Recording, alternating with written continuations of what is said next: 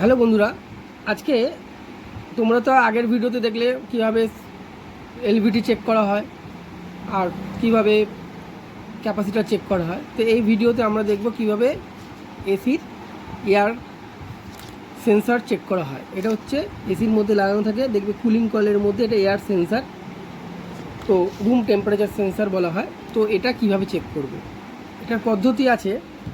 এটা আছে 10 kilo Ohm's, কোনোটা 15 কিলো ওহমস বা 20 কিলো ওহমস, এরকম সেন্সার থাকে। তো এইটা আগে তুমি সার্কিটের পেছনে তোমাদের যেই সেন্সারটা লাগানো থাকে, পুট করা থাকে, এই সেন্সারটা উঠিয়ে নিয়ে সার্কিটের মধ্যে ওই দুটো পয়েন্টে রেজিস্ট্যান্স ভ্যালু আগে চেক করে নেবে 25 ডিগ্রি টেম্পারেচারে। তো ওইখানে মোটামুটি টেম্পারেচারে রেজিস্ট্যান্স থাকবে 10 কিলো ওহমস বা 9 কিলো ওহমস হতে পারে, ঠিক আছে। সেই হিসাব করে আমরা এইখানে 10 কিলো ওহমসের সেন্সার আছে না 15 কিলো ওহমসের সেন্সার আছে সেটা বুঝে নেব। তো সেন্সারটা যখন সার্কিট বোর্ড থেকে খুলবে, দেন তারপর আমরা চেক করব কীভাবে। মিটারের মধ্যে দেখো, মিটারের মধ্যে প্রথমে এটা কিলো ওহমসে চেক করব আমরা।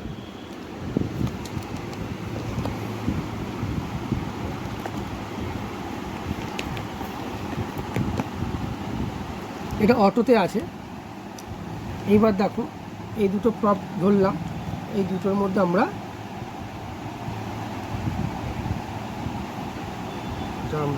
প্রপটা ধরে এটার মধ্যে কানেক্ট করলাম।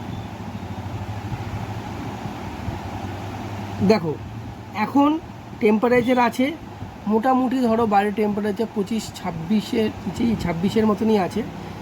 অ্যাকর্ডিং টু টেম্পারেচার 7.96 বা 97,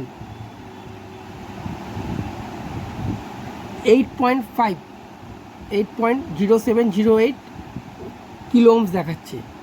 তো এটা 10 কিলো ওহমসের আছে। এবার যত তুমি র্যাপ করবে তত রেজিস্ট্যান্স কমবে। রেজিস্ট্যান্স কমা মানে সেন্সার গরম হচ্ছে, হিট হচ্ছে। ইনডোরে যদি এই সেন্সারটা লাগানো থাকে তাহলে এটা গরম হলে কি হবে, আউটডোরের সাথে কানেক্ট হতে তাড়াতাড়ি সাহায্য করবে। তো এইভাবে আমরা এয়ার সেন্সার চেক করি। যদি এটা আমাদের খারাপ হয়ে যায়, তো এই যে এখানে ভ্যালুটা থাকবে, ভ্যালুটা ব্রেক থাকবে বা ওভার ভ্যালু থাকবে বা অনেক আন্ডার ভ্যালু থাকবে। দেন আরেকটা কথা বলে রাখি, একবার আমি এটা টেস্ট করে দেখাবো। পিসিবিতে যদি তুমি ডাইরেক্ট লাইন দাও, লাইন দেওয়ার পর ওইখানে ভোল্টেজ কত দেখাবে সেন্সারের দিকে, 5 ভোল্টের ডিসি, সেটা একবার আমি করে দেখাবো। এটা হচ্ছে রুম সেন্সার চেক করব। এর পরের ভিডিওতে আমি দেখাবো কি করে কয়েল সেন্সার চেক করতে হয়। ভিডিওটা ভালো লেগে থাকলে তাহলে আমাকে লাইক, শেয়ার, কমেন্ট করে দিও। আর বুঝতে না পারলে আমাকে কল করো, আমি বুঝিয়ে দেবো আরও ভালো করে। Thank you.